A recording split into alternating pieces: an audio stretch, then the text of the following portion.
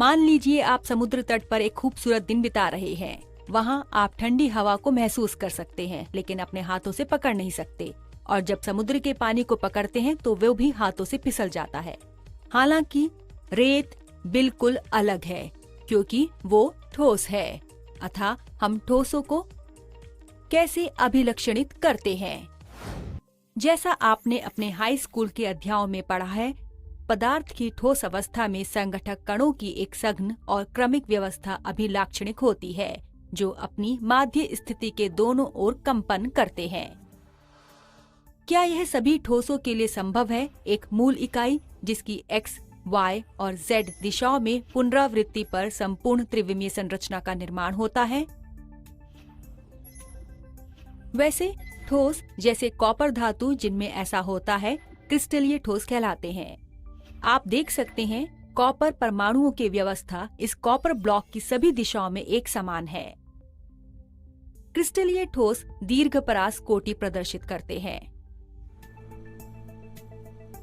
हीरा, sodium chloride और copper धातु क्रिस्टलीय ठोसों के कुछ उदाहरण हैं। हालांकि सभी ठोस इस प्रकार की व्यवस्था प्रदर्शित नहीं करते हैं। उदाहरण के लिए कांच में एक आवर्ती पुनरावृत्ति व्यवस्था केवल कम दूरी पर प्रदर्शित होती है। ऐसे भाग विसरित होते हैं तथा इनके मध्य व्यवस्था अनियमित होती है। ठोस जैसे कांच लघु परास कोटि प्रदर्शित करते हैं और अक्रिस्टलीय ठोस कहलाते हैं। आइए हम इनमें से प्रत्येक श्रेणी के ठोस के कुछ गुणधर्मों के बारे में पढ़ते हैं। क्रिस्टलीय ठोस। सोडियम क्लोराइड क्रिस्टलीय ठोस का एक सामान्य उदाहरण है। सोडियम क्लोराइड के नमूने को आणविक स्तर पर देखें।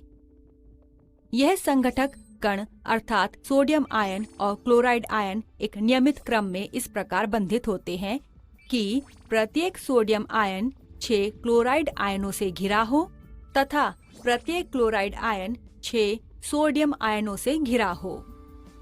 एक क्रिस्टलीय ठोस की सबसे छोटी इकाई एकक कोष्ठिका कहलाती है।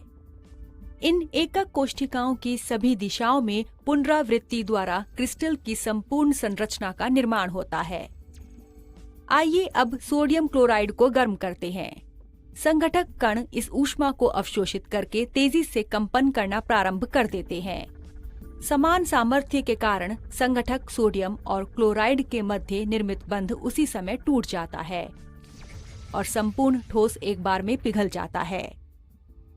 दूसरे शब्दों में क्रिस्टलीय ठोसों का गलनांक बहुत अधिक होता है। इन्हें ग्राफ के माध्यम से भी दर्शाते हैं। ध्यान दें कि 801 डिग्री सेल्सियस पर तापमान नियत रहता है जब तक कि पूर्ण सोडियम पिघल नहीं जाता है। क्रिस्टलीय ठोस विषमदैशिक प्रकृति के होते हैं।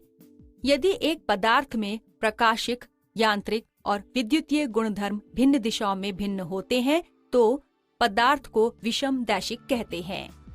सही समझने के लिए आइए हम कैल्साइट क्रिस्टल के प्रकाशिक गुणधर्म के बारे में पढ़ते हैं। एक कैल्साइट क्रिस्टल में अपवर्तनांक के भिन्न मान होते हैं जो कि भिन्न दिशाओं के साथ 1.4 और 1.6 होते हैं। प्रायोगिक रूप से दर्शाया गया है कि इस क्रिस्टल में यांत्रिक और वैद्युतीय गुणधर्मों के मान भी भिन्न दिशाओं में भिन्न होते हैं। आइए क्रिस्टलीय ठोसों के गुणधर्मों की तुलना अक्रिस्टलीय ठोसों के गुणधर्मों से करते हैं।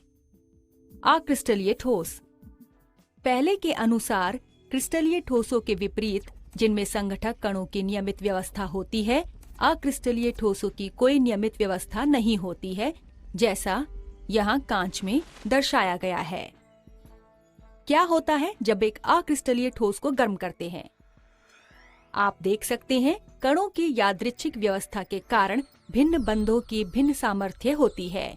जिनकी सामर्थ्य निम्न होती वो एक बार में टूट जाते हैं, लेकिन प्रबल सामर्थ्य के लिए अधिक ऊष्मा की आवश्यकता होती है। अतः पिघलना तापमान के साथ जारी रहता है जब तक कि संपूर्ण ठोस पिघल ना जाए। दूसरे शब्दों में अक्रिस्टलीय ठोसों का गलनांक अधिक नहीं होता है, लेकिन वे निश्चित तापमान परास में पिघलते हैं। अक्रिस्टलीय समदैशिक प्रकृति के होते हैं। यदि एक पदार्थ में प्रकाशिक, यांत्रिक और विद्युतीय गुणधर्म भिन्न दिशाओं में समान है तो पदार्थ को समदैशिक प्रकृति का कहा जाता है। क्रिस्टलीय ठोसों के विपरीत जो विषमदैशिक होते हैं, अक्रिस्टलीय ठोस प्रकृति में समदैशिक होते हैं। उदाहरण के लिए एक कांच की पट्टिका में अपवर्तनांक का मान समान होता है, जो किसी भी दिशा के अनुदिश 1.5 होता है। सारांश।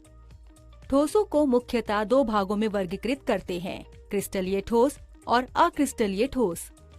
क्रिस्टलीय ठोसों में संगठक कणों की दीर्घ परास कोटि होती है, जबकि अक्रिस्टलीय ठोस लघु परास कोटि दर्शाते हैं। क्रिस्टलीय ठोसों का गलनांक अधिक होता है, अक्रिस्टलीय ठोसों का गलनांक अधिक नहीं होता है।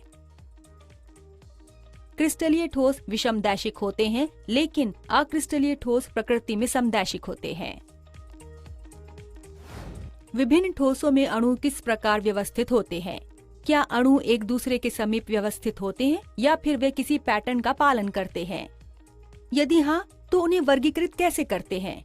इन सभी प्रश्नों का उत्तर आगामी वीडियो में मिलेगा।